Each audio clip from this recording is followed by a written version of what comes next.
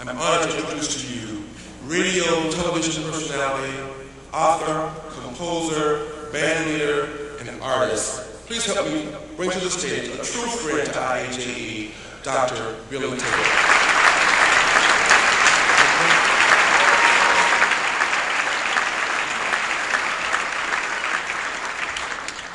A public figure for more than 6 decades, BillyTaylor is one of the most influential pianists, composers, and educators in jazz. Perfectly cast in his role as spokesperson for America's classical music, Billy has long been an uncompromising spokesman for jazz. You know, you don't have to play jazz to understand it. Anybody who listens and enjoys jazz can appreciate this uniquely American music. Jazz reflects the American ideal of individual expression in a very special way. It is simple, yet complex, relaxed, yet intense. In many ways, it mirrors our culture. And as much as it has been influenced by music and musicians from elsewhere, jazz was born and has kept its roots in the United States. Jazz is America's classical music.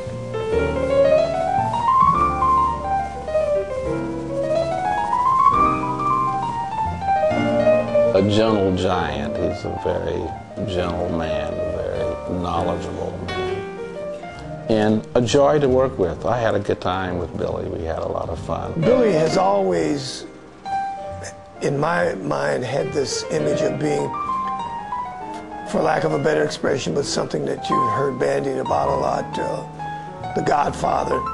He's had that sort of Godfather image, and done so because of his genuine concern for the music and doing whatever he can to help legitimatize jazz, because at one point, you know, the canon of music, academia, in many instances refused to acknowledge jazz as an important or valid art form. So Billy has done a great deal to help that along. Neither my brother nor I went into music. It wasn't anything that we felt that we had the talent to pursue. But the one thing that both of us saw in my dad day in and day out was that he had a passion about his work that lit up his life. You could see it on his face when he would sit down at the piano. He would light up like from the inside.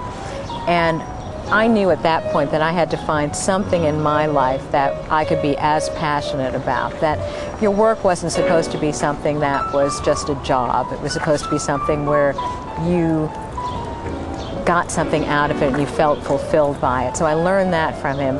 I also learned from him that you have to give back to a community.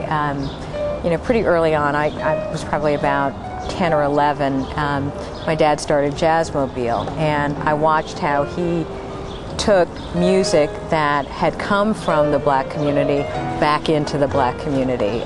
People couldn't afford to go downtown to hear the likes of Dizzy Gillespie and you name it, the stars of the time. And so he brought them to the streets of Harlem so that people could hear them. And that meant a lot to me, that you get something and you develop it and you take it back to the community. So as a result of that, I chose in my own area, which is law, completely divorced from music, to work with indigent clients in communities of color, because it was something that I had learned from my dad.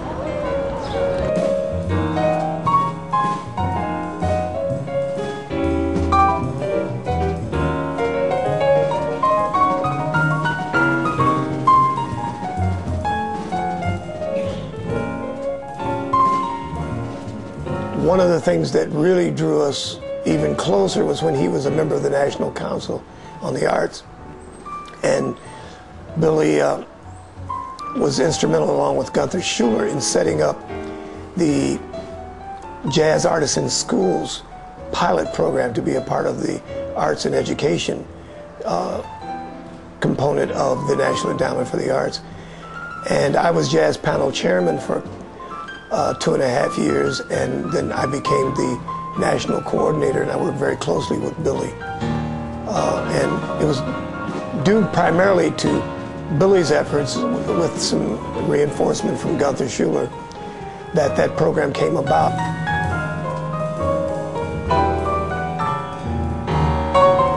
Dr. Taylor is one of the great, and I don't use that term loosely, but he's really truly one of the great educators in jazz music. He is one of the great pianists and composers, and he is one of the, I feel, one of the truly beautiful human beings in this music. And I always believe that the music is not separate from the individual, that the music will reflect who the individual is deep down inside. And Dr. Taylor's music, I really believe, reflects that.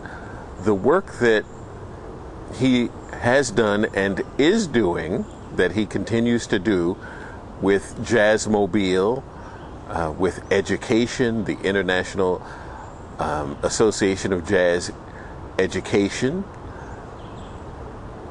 with the media, with CBS Sunday Morning, the interviews he's given, the profiles that he's done of some musicians that might have fallen out of the public eye, but he won't let it completely disappear. The work that he has done and is doing and continues to do at the Kennedy Center is very, very important and truly plays a prominent role in the jazz community. Dr. Taylor has been very, very helpful to many young musicians. He's been very, very, what's the word I'm looking for? He's been very forthcoming with helping to give young female jazz musicians a stage in which to shine and to develop their crafts. And for that, I and many others will always be grateful. I can't think of any music that gives me as much pleasure, as much any music that says as much to me as an individual as jazz has said to me over my life. The music I've experienced with Ellington, with all of the wonderful musicians I've worked with, to sit to play on the same bandstand as Ella Fitzgerald and play for her and realize what she did with the music that we were playing together. To be a part of any number of groups where to sit in a crowded club and play with Candido and realize that this man, when I was working with him at that time, could barely speak English. And here we are communicating to the extent that people are jumping up, screaming at the excitement that we were able to do together. And you know, it's experiences like that are unusual, and you know, they make me feel that life has certainly been worth it. You know.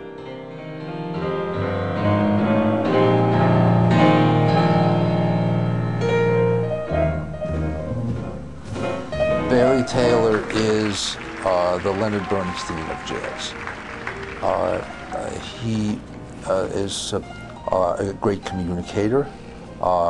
He's an elegant, a tolerant, intelligent person who is engaging yet non-threatening, and therefore is able to make contact with an audience, large or small, whether it's a virtual audience and the other side of a television camera, or with a live audience in a concert hall. He not only loves jazz and understands it, but is able to communicate it in essential terms so that anybody feels that they're able to understand it. And of course, he then can illustrate it in his own elegant and very musical manner, playing with his chosen vehicle, which is has almost always been the classic piano trio with bass and drums.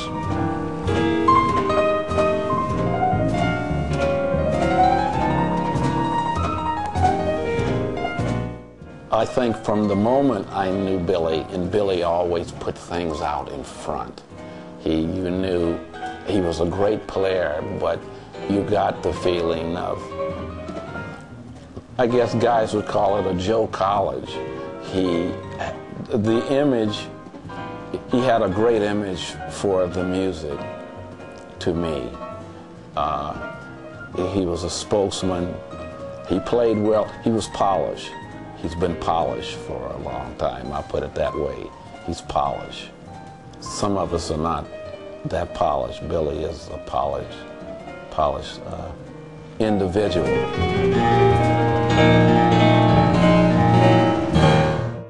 I'm Brett Premack, and I'd like to thank you for checking out this edition of Jazz Video Podcasts.